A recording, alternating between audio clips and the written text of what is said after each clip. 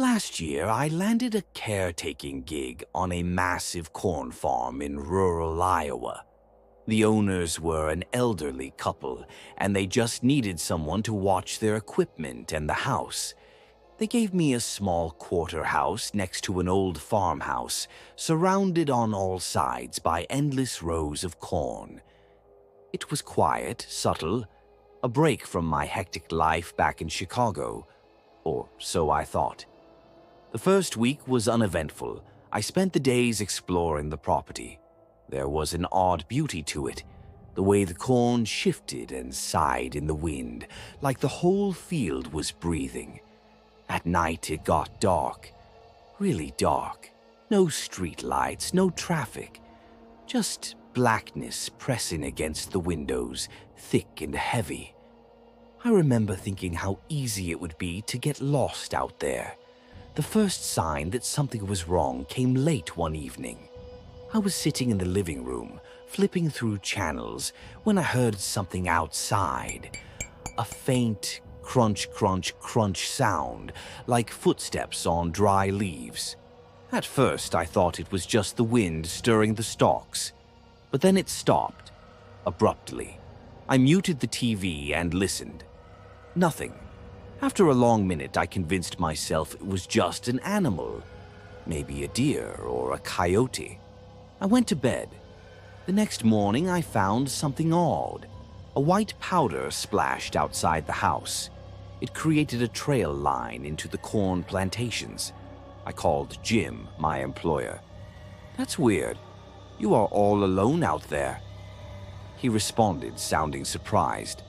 That night, I tried to sleep, but every little creak of the house, every sigh of the wind made me paranoid. 2 nights later, things got worse. Around midnight, I woke up to the sound of tapping on the bedroom window.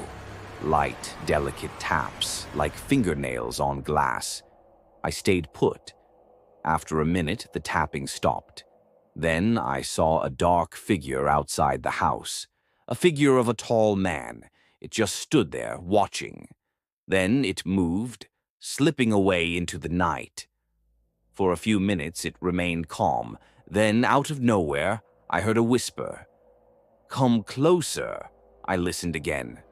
Nothing. When I took a peek outside, the yard was empty. Just the dark wall of corn swaying in the wind. The next morning, the same white powder with a trail into the corn plantations. I decided to leave. The unusual activities were like nothing I had experienced before. Even worse, I think the spirit, or whatever visited me, knew me really well. That's why it wanted me to get close to it. The owners tried to beg me to stay a few more days as they looked for someone else to watch over their house. However, I just couldn't. I had already made up my mind.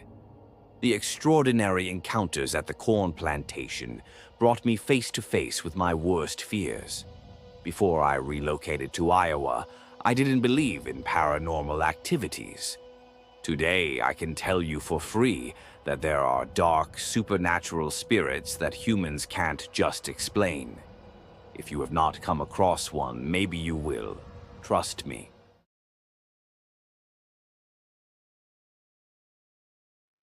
Growing up, my cousin Caleb and I were inseparable. We'd spend summers running wild through the fields of his family's sugarcane plantation in rural Louisiana. Acres and acres of thick, whispering stalks stretching farther than you could see. I remember how, even as a kid, those fields seemed endless and just a little bit haunted. Life got busy after high school. I moved out of state, lost touch with most of my family. But about 6 months ago, after a rough layoff and a breakup, I got a call from Caleb. He sounded different, older, heavier, tired. He told me the family plantation had fallen into hard times. His parents passed and he'd been trying to keep the land going, but money was tight. He needed a favor. Someone to hang around for a month while he went north to handle some personal business. The job was simple. Just stay at the old house, make sure no squatters or poachers messed with the property. In exchange, I'd get free lodging and a small paycheck. At the time, it sounded like exactly what I needed. A quiet place to clear my head. So I said yes. I got there just before sunset in late October. The house was old, 2 stories, creaking floors, long narrow windows, perched on a slight rise overlooking the sea of sugarcane. At that time of year, the stalks were tall, probably over 8 feet high in some spots. The air smelled sweet and earthy. There was a strange beauty to it. Caleb gave me a quick tour, handed me a set of heavy old keys, and left me with a warning. "Watch the fields at night," he said, almost like a joke. "You'll see weird stuff sometimes. Locals say the cane plays tricks." I laughed it off. The first week was peaceful. I'd spend the mornings fixing little things around and walking the narrow paths through the plantation in afternoons. At night, I'd sit on the front porch with a cold drink, watching the sun sink into the fields. It was easy to believe I was alone out there. Until the third night, I was sitting outside, scrolling through my phone, when I noticed something odd. A flicker of light, way off at the edge of the fields, almost hidden in the moving stalks. At first, I thought it was just a firefly, but it was too steady, too deliberate. It bobbed and weaved at about waist height, like someone walking with a flashlight. I squinted, trying to focus. The nearest neighbor was over a mile away. Caleb had made it clear. No one should be out there. "Hey," I called out, "private property." The light went out immediately. The fields shifted in the wind. Silent. I told myself it was nothing. Maybe a hunter who realized he was trespassing and turned tail. The next day, I hiked out to where I thought I'd seen the light. The cane was dense and towering. I didn't find anyone, but about 200 yards in, I found something else. Footprints, barefoot. Deep impressions in the muddy earth. It didn't make sense. The plantation was rough ground, rocks, roots, thorns. No one in their right mind would walk barefoot out here. I turned around fast and headed back to the house. That night, I stayed inside. Just after midnight, I heard a soft scratching sound against the front door. Not knocking, scratching. Slow and deliberate, like someone dragging their fingernails along the wood. I froze. For a few minutes, I just lay there, listening. Then, silence. I crept to the window and peeked through the blinds. Nothing but the black mass of the sugar cane shivering in the wind. I barely slept. The next morning, I found something tucked into the crack of the front door. An old, faded Polaroid photograph. It was a picture of the plantation house, taken from the fields. It wasn't a recent photo. The house looked the same, but there was a figure in the window. A figure that looked disturbingly like me. I called Caleb immediately. He sounded shaken. "You need to leave," he said. He wouldn't explain, but he sounded pretty serious. I agreed. I was halfway to my truck when I heard movement behind me. Heavy, fast footsteps rushing through the fields. I didn't look back. I started the engine and tore down the dirt driveway. I didn't stop until I reached a little diner about 20 miles down the highway. Caleb met me there an hour later. His face was pale. Over greasy coffee, he finally told me the truth. Apparently, years ago, there was a vagrant, a man who lived in the fields, hiding between the rows, surviving off scraps and theft. Locals said he'd gone feral, half-crazed, dangerous. There were rumors he'd stalked and threatened several trespassers before vanishing without a trace. Most people thought he'd died, but every few years someone reported strange lights in the cane, or heard scratching on their doors at night. Caleb's story frightened me. I never went back to that plantation. Sometimes late at night when the world is quiet, I would hear that scratching sound, software slow. Today I lack the confidence to walk across tall plantations. The encounter triggered an unusual phobia in me.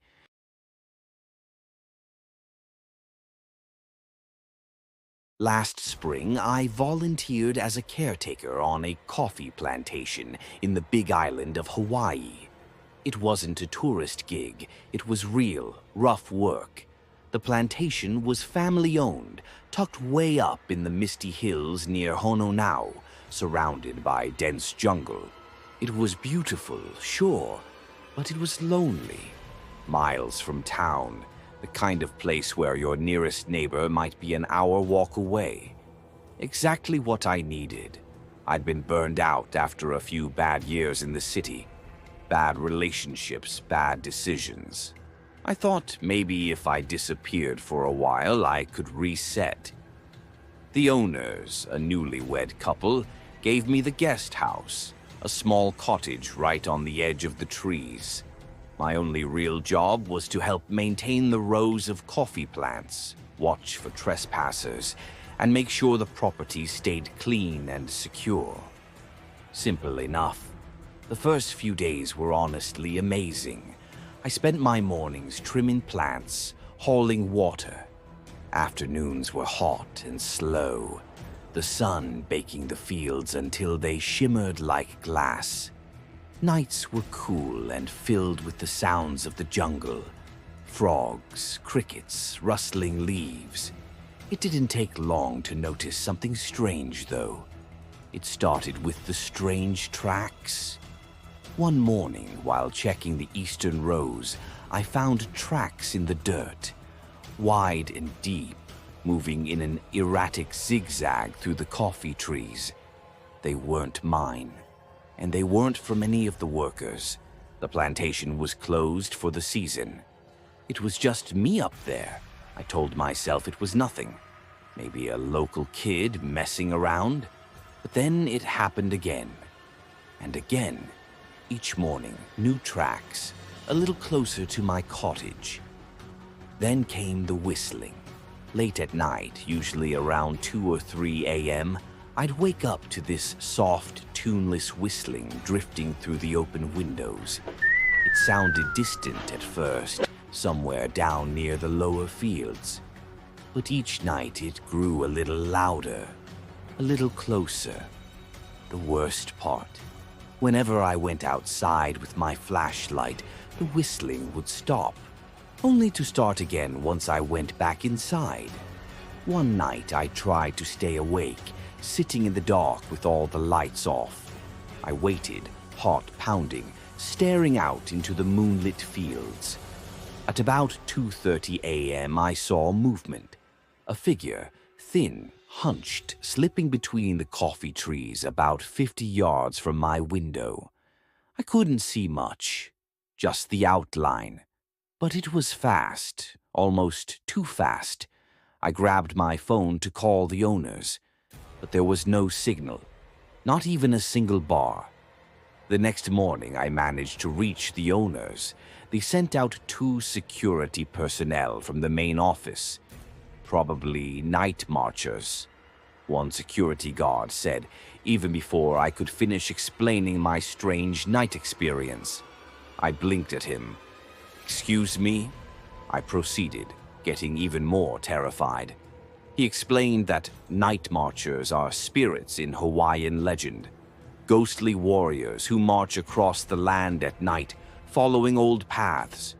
If you see them, the story goes, you're supposed to lie face down on the ground and pray they pass you by. I laughed nervously, but he didn't smile. "You're not from here," he said. "You don't understand. Don't go out at night. Stay inside. Stay quiet." Then they left. But that night the air felt different, heavy, charged. The jungle was dead silent. At 2:17 a.m., I remember exactly, the whistling started again, but this time it wasn't distant. It was right outside my cottage.